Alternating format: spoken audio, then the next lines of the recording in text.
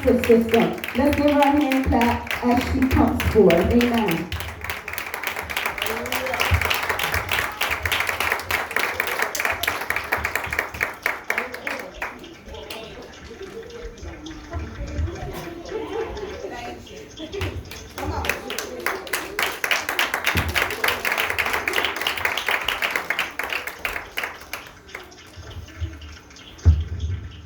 Good evening, everybody. Praise the Lord. Praise the Lord. Giving honor to God and to Bishop Stewart and to all of our pulpit guests and the family and friends.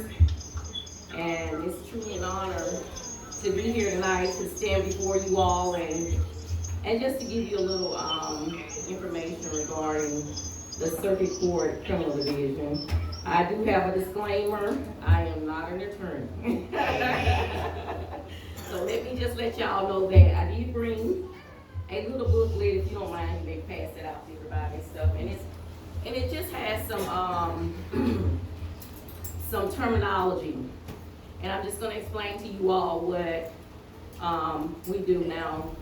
My role, I work for the Circuit Court Criminal Division, which is the division in Mobile County that handles all felony charges. And for those of you that may not know what a felony charge is, those are charges such as murder, robbery, arson, and the legal definition for it is any sentence that you may receive where you may get anything over a year of time to serve, okay? The Circuit Court Criminal Division in Mobile County, we handle all of the felony charges, and the way that it works with the process is that there's a grand jury that will convene by the DA's office, and usually there's 18 people that they choose to come down and look at the evidence that they have, and they will present that to the grand jury, and the grand jury at that time will decide whether or not formal charges should be brought against that individual. And if they bring charges against that individual, it comes up to my office. And so my office is responsible for processing that record. And we will actually take that indictment, because that's what they're called indictments, that's when you're formally charged. And we'll assign that indictment a case number.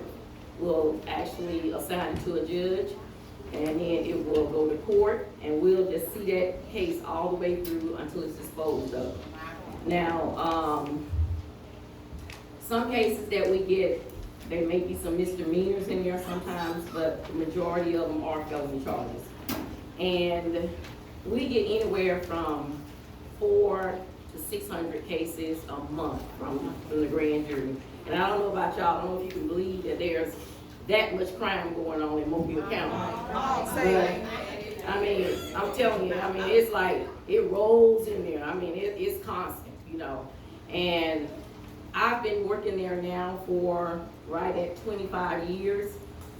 And when I tell you that, when I think that nothing could just shock me, you know, there's stuff that comes through that still shocks me to this day, you know.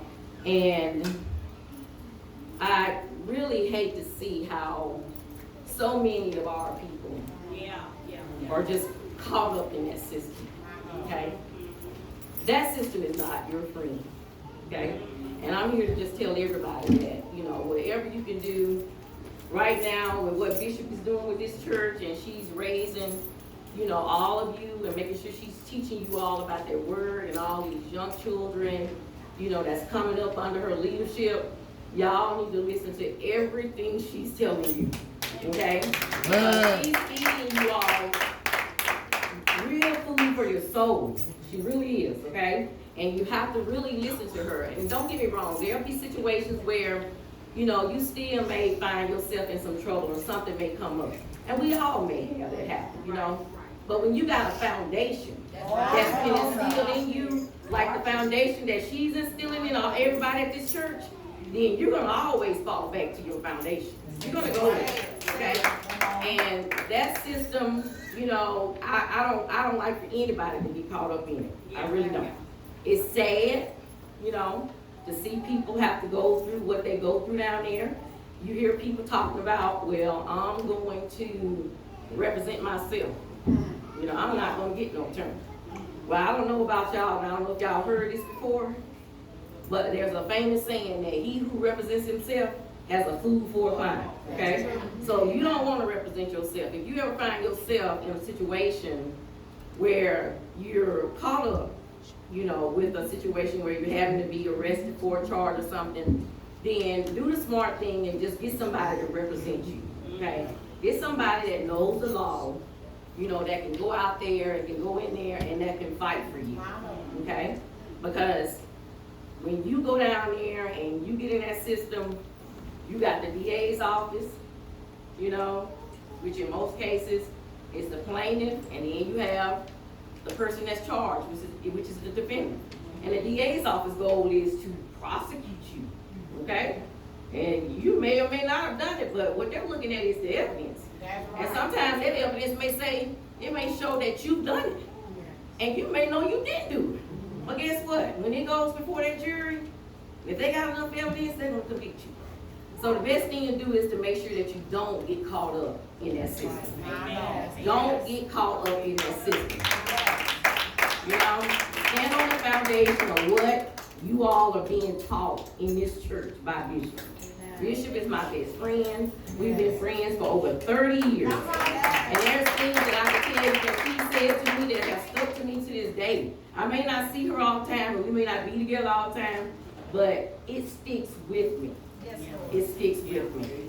You know, and also remember, you know, we do have some situations where people will come and they're charged with a crime and they're underage. Say you're under 21. If you're under 21, you know, the court can assign you the status of youthful offender status.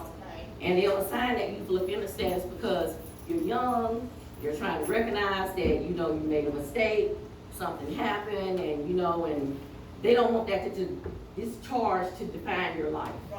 So they're giving you youthful offender status so that you can have a second chance at being able to go back out there and still lead your life and not have to have that charge cloud you everywhere you go. Because I'm telling y'all, everywhere you go, when you go apply for a job, they're checking your record. They're checking your record, okay? And they may tell you that they're not discriminating against you and that they're not holding that charge against you. But I'm telling you, they are looking at that and they making a decision quietly not to hire you if you got certain charges. So you don't want to have yourself caught up in that system, okay? So if you happen to get caught up and they do give you youthful offender status, you know, that's a blessing to get that, because at that point, your record is sealed. Nobody knows about it. You can go out there and apply for jobs and you don't have to worry about being discriminated against, because by law, we're not allowed to disclose that we have that record. So some people are afforded that, but you would not believe the number of people that I see in my office that were granted youthful offender status and still would go back out there and do something else. I mean, it just blows my mind. But they will, you know? But then at the same time, you gotta realize too, that they void of something. And what are they void of? Understanding Christ, the love of Christ, and being taught, you know, what it is that they should be doing and who they should be leaning on. And they're not doing that, you know? So, like I said, I don't want anybody to ever get caught up in that system. It's a very lengthy process. It's very time consuming. You know, and in my office, there's 10 people that I have in my office that's responsible for processing all this paperwork, and it's just very detailed, very detailed. And you know, we process that case all the way to the end until it's disposed of. And very few of those cases are coming out of there as dismissed. Very few of them are being thrown out. The majority of them, they're getting convictions, you know, and they're getting convictions. And you really can't sit up and say you want to blame the system, because what you have to do is make sure that you don't fall prey to what's going on in the system. You know, so keep yourself in a place where you're not getting caught up in no trouble and stuff. You know, of course you will have the devil get busy sometime and tell you to do this and do that. But you gotta fall back on what you've been taught. That's right. You know, and fight against that. You gotta fight against Satan. If he's coming at you telling you how you need to go out there and do this and do that, and you know it's a voice that always come in your head and tell you that is wrong. There's a voice that's gonna come out and tell you, don't do that. Okay? And that's your opportunity at that point to say, okay, I'm not doing this. You know, I'm not gonna do this. You know, and it takes a very strong person to listen to that voice. Because sometimes we don't want to listen to that voice. But you better listen to that voice. Because when you get down there in that system, there's not a whole lot of mercy being given to you. There's not a whole lot of mercy being given to you. And I'm just being honest with you all about it. You know, it's sad to see so many indictments come in my office like that, 400 to 600 indictments a month. You gotta ask yourself, what in the world's going on? 600 indictments? Don't you know that's 600 charges? Right. And it ranges from murder, robbery, rape, you name it. And it's all in Mobile County. This is not Clark County or some other county, because the way that it's set up, the circuit court, they are over certain counties, and it's all over the state of Alabama. You got a circuit court for Mobile County, you have a circuit court for Clark County, you have a circuit court for all these other counties. You know what I'm saying? So just imagine with Mobile, you know, and we're supposed to be like the second largest in the state of Alabama, and we're getting those type of charges each month. You know, and it's really sad. And a lot of it, they're coming in there, and they're younger and younger. They're younger and younger. You know, and it really hurts my soul when I have to go up there sometimes and I see grandmothers and mothers coming down there with the last little bit of change that they got, trying to come in there and pay on some court costs for their son or their daughter, or, you know, trying to keep them out of trouble. You know, when the court done gave them a chance and said, hey, okay, we're going to give you probation, you just pay your court costs, and we're not going to mess with you. But then they go on out there, and they don't try to pay nothing. And then here come that mother with her last little work dog that she done went out there and she needs to be out there trying to pay a light bill, or trying to pay some money on your court costs. And see, you got to stop and think about what burden you're putting up on your parents, or the burden that you may be putting up on your grandparents. You know what I'm saying? I mean, if you really truly love your mother or your father or your grandmother, your sister, your brother, you would not want them to have that burden or taking on that burden. Because right now we're living in hard times. We're living in some hard times right now, and people are out there fighting to keep their lights, to keep water, to keep gas, to keep a roof over their head. And for you to sit up there and have to take money for something like that, and be trying to keep somebody out of jail for something that they could have kept themselves out of jail. So we just have to keep it real. And I'm just being honest with you. You know, we all may have a chance where we may get caught up in that system, but that a repeat offender stuff, that's uncalled for. If you go down there one time, okay, you had an issue, something came up, and you ended up getting arrested, and you got caught up in the system. Okay, I give you that. I might even give you 2. But I tell my kids, I ain't giving you 3. You go down there if you want to, you're going to be right there. Because 3 times, you ought to be going to learn something by that time. It don't make sense to go back down there no 2 and 3 times. Okay? One time ought to be enough for you. If you go down there and you spend any time down there, anybody go down there and spend any time at that metro jail, let me tell you something. You should be cured after you go down there one time. They got people in them cells that should have but 2 people in the cell, and it's 6 to 8 people in one cell in that building. 6 to 8 people in one cell. Some of them don't even have a bed to sleep on. Some of them laying on the floor next to the toilet and sleeping. You don't even have to be down there. That's a choice that you're making. And that's what everybody got to realize. Even when times get hard, you don't have to choose crime. You don't have to choose it. You don't have to do it. You can always figure out something else. You can always figure out something else. That's right. So I'm just here to just tell you all that, you know, continue to serve the Lord, continue to do what it is that Bishop is trying to teach you all at this church. And don't let yourself, your children, or anybody else that you care about and know go out there and get lost and caught up in that system, because it's not a good thing. Okay, it's just not. And like I said, we have some cases and stuff, and we have to send these transcripts up to the Department of Corrections, and the Department of Corrections is full. Can you believe that? They got all these facilities all over the state of Alabama that house these inmates, and do you know they full? We got inmates that's sitting at the Mobile Metro Jail that's supposed to be sent out a year ago, but the Department of Correction can't even take them because they full. Now, what does that tell you? I mean, that's really sad. It really is. You know what I'm saying? And stuff. Somebody's dropping the ball somewhere. Somebody's dropping the ball somewhere. Okay? You just really gotta be in tune to what's going on. Don't try to be your children's friend. Don't try to be your children's friend. I didn't waste any time trying to be my kid's friend. I could care less. I tell you, I wasn't trying to be their friend. And I told them that. I'm trying to save you, boy. Or girl. I'm trying to save you. You know, you may not like what I'm telling you right now, but you need to do this. My house. This my house. If you don't like my rules, you get out. Okay? But for you to sit up in here and be unruly and not follow my instructions and find yourself down there in that system because you're refusing to listen to what I'm telling you, no, there's no excuse for it.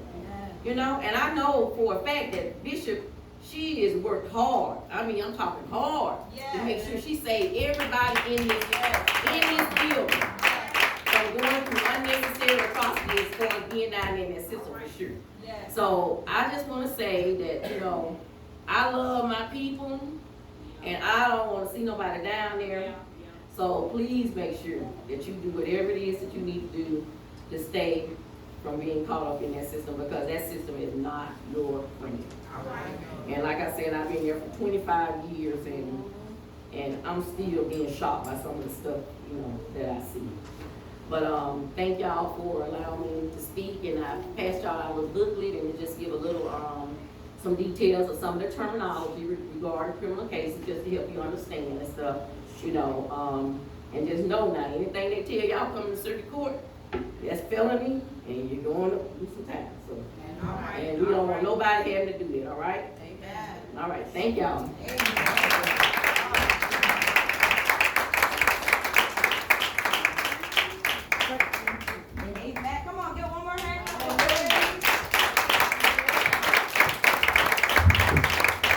Amen. Praise God. Great words about foundational teaching. What we definitely need in this life. It doesn't matter if you've been in church all your life or if you just got introduced to Jesus yesterday. You need to know what right and wrong is, because when you go out there ain't nobody going to sit there and say what your record was in church. You need to understand you can't go out there and not abide by the law. So that goes for us in the church and outside the church. You ain't shielded just because you're in the church, because there are plenty of people who have been in the church all their life and go out there and make an ignorant mistake and go and get caught up in the system. So we want to keep that from happening. We want to keep that foundational teaching within these churches, that we can get to our young men, our young women, our grown men, grown women. It does not matter the age, where we start that foundational teaching of how to abide by authority, because that is what Christ ordained. He ordained spiritual authority. Anybody understand that tonight? That spiritual authority. He did not tell us to go and override authority. Because if you can't obey in this world, how are you going to be able to obey in his world? How are you going to be able to obey him and give him